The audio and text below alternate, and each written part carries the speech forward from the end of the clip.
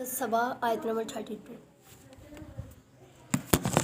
आऊज़ु बिल्लाहि मिनश्शैतानिर्रजीम बिस्मिल्लाहिर्रहमानिर्रहीम।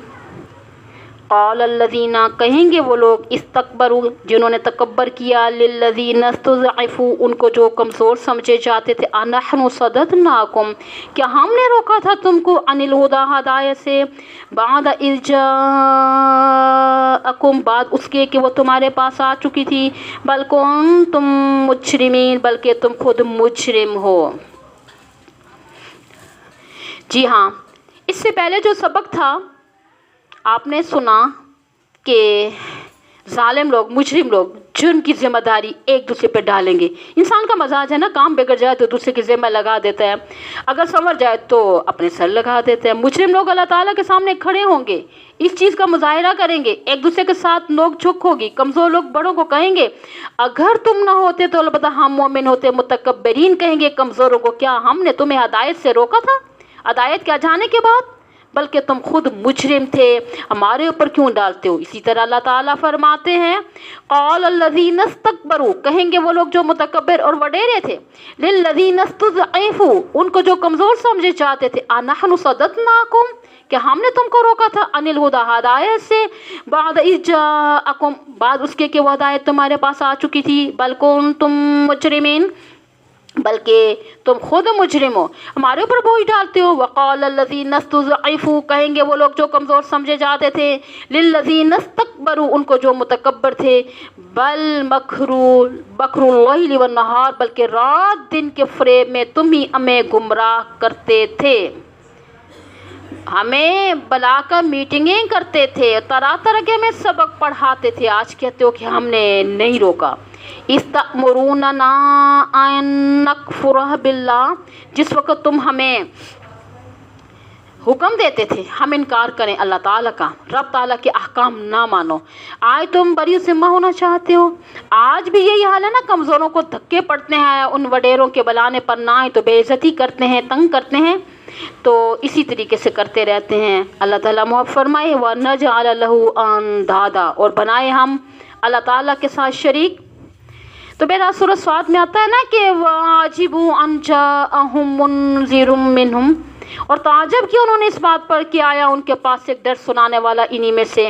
वक़ालल काफ़िरून और कहा काफिरों ने हाज़ा साहिर यानी कि ये जादूगर है, कज़्ज़ाबुन और बड़ा झूठ है, अजअलल आलिहता इलाहु वाहिदा क्या कर दिया है उसने तमाम माबूदों को एक माबूद। इन्न हाज़ा लशैउन उजाब कि बेशक ये एक अजीब चीज़ है। वन्तलक़ल मलअु मिनहुम इनमें से एक जमात चली और कि कहाँ पे अनिमशु चलो वस्बिरु अला आलिहतिकुम और डटे रहो अपने माबूदों पर। जिन वडेरों ने कहा कि गली मोहल्लों में जाओ और जाकर कहो कि अपने माबूदों को नहीं छोड़ना, तो छोटे कहेंगे बड़ों को कि ओ जालिमो आज तुम कैसे कहते हो कि हमने कुछ नहीं किया, हमें गुमराह करने की सारे करतूत तुम्हारे थे। उस वक़्त ये अपना बोझ हल्का करने के लिए एक दूसरे पर इल्ज़ाम लगाएंगे, वअसरुन नदामता मख्फी रखेंगे नदामत को दोनों ग्रोह, छोटे भी और बड़े भी, कमज़ोर भी ताकतवर भी। लम्मा रअल अज़ाब जिस वक़्त देखेंगे अज़ाब को मैदान महशर में, यानी कि जन्नत भी नज़र आएगी और दोज़ख भी नज़र आएगी। व उज़लिफ़तिल जन्नतु लिल मुत्तक़ीन और करीब कर दी जाएगी जन्नत परहेज़गारों की। व बुर्रिज़तिल जहीमु लिल गावीन सूरह शुअरा में आता है कि ज़ाहिर कर दिया जाएगा दोज़ख को गुमराहों के लिए। व जअलनल अग़लाल यानी अग़लाल गुल्लुन की जमा है ना, बमाना तोक मना होगा, डालेंगे हम तोक फ़ी अनाक़िल लज़ीना कफ़रू अनाक़ जमा है उनुक़ यानी उन लोगों की गर्दनों पर जो काफिर हैं। सूरह यासीन में भी इसी तरह आता है ना, इलल अस्कान फ़हुम मुक़महून बस वो तोक यानी कि ठोड़ियों तक हैं, बस उनके सर ऊपर को भी उठ जाएंगे। तोक यानी इस अंदाज के होंगे ना, गर्दन झुका नहीं सकेंगे। फिर फरिश्तों को हुक्म होगा उनको पकड़ो, टांगे ऊपर होंगी। वो किब्बन अला वजही सूरह मुल्क औंधे मुँह यानी कि सर नीचे, सर के बल चलेंगे जैसे आज लोग पाँव पर चलते हैं। हाल युजज़ौना इल्ला मा कानू यामलून नहीं बदला दिए जाएंगे मगर उस चीज़ का जो वो करते रहे। आगे अल्लाह तबारक व तआला हज़रत सल्लल्लाहु अलैहि वसल्लम को तसल्ली देते हैं, आप उनकी बातों से परेशान न हो, ये आपको जादूगर कहते हैं माज़अल्लाह। کذاب کہتے ہیں، مجنون کہتے ہیں، مفتر کہتے ہیں۔ آپ صبر کریں۔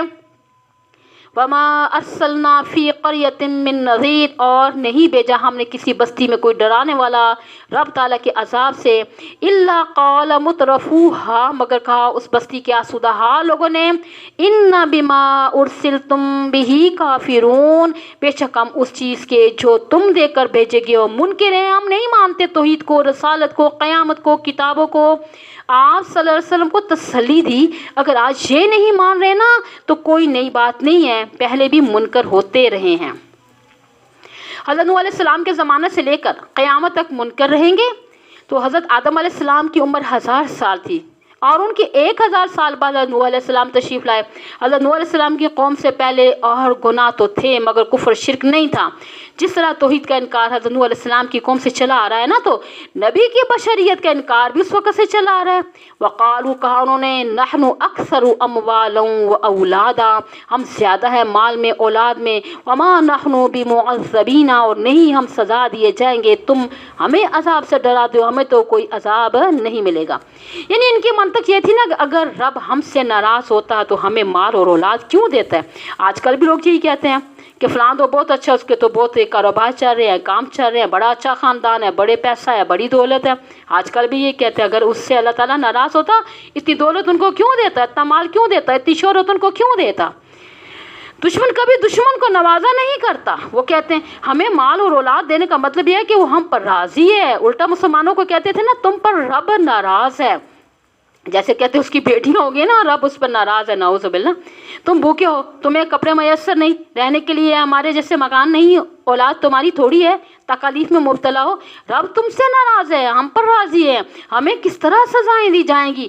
دیکھیے قرآن کہتا ہے، قل، آپ ان کو کہہ دیں، ان ربی یبسط الرزق لمن یشاء، بے شک میرا رب کشادہ کرتا ہے رزق جس کا چاہتا ہے، ویقدر، تنگ کرتا ہے جس کا چاہتا ہے، ولکن اکثر الناس لا یعلمون، اور لیکن اکثر لوگ نہیں جانتے، نہیں سمجھتے رزق کی تنگی و فراخی کا تعلق رب تعالیٰ کی خوشی و ناراضگی کے ساتھ نہیں ہے۔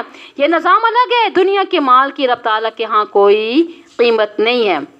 حدیث پاک میں آتا ہے، دنیا و ما فیہا کی قدر اگر یعنی کہ مچھر کے پر کے برابر بھی ہوتی نا، چناخوں بغوزہ، تو کافر کو ایک گھونٹ پانی کا بھی نہ ملتا۔ اگر اللہ تعالیٰ کی خوشی و ناراضگی کا معیار مال ہوتا تو سب سے زیادہ دولت پیغمبروں کو دی جاتی، کیونکہ اللہ تعالیٰ کی مخلوق میں نا پیغمبروں سے بڑھ کر کوئی نہیں ہے۔ قرآن و حدیث سے ثابت ہے کہ اللہ تعالیٰ کی مخلوق میں موسیٰ علیہ السلام کا 3 نمبر ہے، مگر وہ بکریاں چرا کے اپنی ضروریات پوری کرتے تھے۔ حضرت صلی اللہ علیہ وسلم تمام مخلوقات میں اول ہیں، تو حضرت صلی اللہ علیہ وسلم نے بھی بکریاں چرائی ہیں۔ حدیث پاک میں آتا ہے کہ حضرت صلی اللہ علیہ وسلم نے فرمایا کہ کنت ارعی اہل مکہ علی قراریط، میں ٹکے ٹکے پر مکہ والوں کی بکریاں چرایا کرتا تھا۔ حضرت زکریا علیہ السلام جو تھے بڑھاپے میں بھی تیشا آری چلا کر اپنے رزق کا انتظام کرتے تھے۔ حضرت داؤد علیہ السلام لوہے سے زرہ تیار کرتے تھے، روزی کماتے تھے۔ اگر دولت معیار ہوتی تو سب سے زیادہ حضرت محمد رسول اللہ صلی اللہ علیہ وسلم کو ملتی۔ حالانکہ بارہا یہ بات سن چکے ہیں آپ سب کہ آپ صلی اللہ علیہ وسلم کے گھر 2 ماہ چولہے میں آگ نہیں جلتی تھی، پڑھی تھی نا حدیث۔ فرمایا تمہارا یہ قیاس غلط ہے، سن لو، وما اموالکم، نہیں ہے تمہارے مال، ولا اولادکم، اور نہ تمہاری اولاد، بالتی تقربکم عندنا زلفا، ایسی کہ تمہیں قریب کر دے ہمارے ہاں رتبے اور درجے میں۔ محض مال اور دولت پر گھمنڈ نہ کرو، یہ اچھے لوگوں کو بھی ملتی ہے، بروں کو بھی ملتی ہے، قارون جیسے باغی کو بھی ملتی ہے، فرعون جیسے سرکش کو بھی، حامان جیسے بے ایمان کو اللہ تعالیٰ نے بہت کچھ دیا تھا۔ حضرت ابو بکر صدیق رضی اللہ تعالیٰ عنہ کا کفن اس طرح کہ حضرت ابو بکر صدیق رضی اللہ تعالیٰ کی مخلوق میں نا پیغمبروں کے بعد اول نمبر کی شخصیت ہے، مگر مرتے وقت کفن کے لیے پریشان ہے کیا بنے گا۔ عربی لوگ اس وقت نا عموماً کرتا نہیں پہنتے تھے، 2 چادریں ہوتی تھیں، ایک چادر اوپر اور ایک چادر نیچے ہوتی تھی۔ فرمایا بیٹی عائشہ یہ میری چادریں دھو لینا، انہی میں مجھے کفنا دینا۔ انہوں نے کہا کہ ابا جی اللہ تعالیٰ آپ کو سے دے، آپ کا سایہ ہمارے سروں پہ قائم رکھے، اگر ایسی ضرورت ہوئی تو ہم نیا کفن پہنا دیں گے۔ فرمایا نہیں، میرے گھر میں طاقت نہیں اور میں نہیں چاہتا کہ مرتے وقت بیت المال پہ بوجھ ڈالوں۔ بخاری شریف کی روایت میں فرمایا کہ میرے ساتھ وعدہ کرو۔ پھر وہی 2 چادریں دھوئی گئی ہیں، ایک مزید لی گئی ہے۔ اسی طرح صدیق اکبر رضی اللہ تعالیٰ کو دفنایا گیا۔ ہم یہ سمجھتے ہیں نا جس کے پاس مال زیادہ ہوگا اس پر اللہ تعالیٰ راضی ہو گیا ہے، جس بیچارے کے پاس کچھ نہیں ہم سمجھتے ہیں اس پہ اللہ تعالیٰ ناراض ہے۔ یہ تو کافروں والا قیاس ہے اور ذہن ہے، ہمارا تو نہیں، مسلمانوں کا ایسا نہیں ہونا چاہیے۔ اور فرمایا محض مال اور اولاد ہمارے قریب نہیں کر سکتے الا من آمنا، مگر وہ جو ایمان لایا، وہ عمل صالحا، اور عمل کیا اچھا، اچھے سے مراد سنت کے مطابق، میرے نبی کے طریقے پہ چلا، وہ ہمارے ہاں درجے میں قریب ہے۔ فَأُولَٰئِكَ لَهُمْ جَزَاءُ الضِّعْفِ، بس یہی لوگ ہیں ان کے لیے بدلہ ہوگا دگنا، کیونکہ اللہ تعالیٰ کا فرمان ہے کہ من جاء بالحسنۃ فلہ عشر امثالها، سورۃ انعام آیت نمبر 161۔ جو کوئی نیکی کرے گا نا اسے 10 گنا بدلہ ملے گا، اور فی سبیل اللہ کی مد میں جو نیکی کرے گا اس کا بدلہ 700 گنا تک ہے، یا جس قدر اللہ تعالیٰ عطا کر دے تاہم ہر نیکی کا بدلہ دگنا تو ضرور ہے۔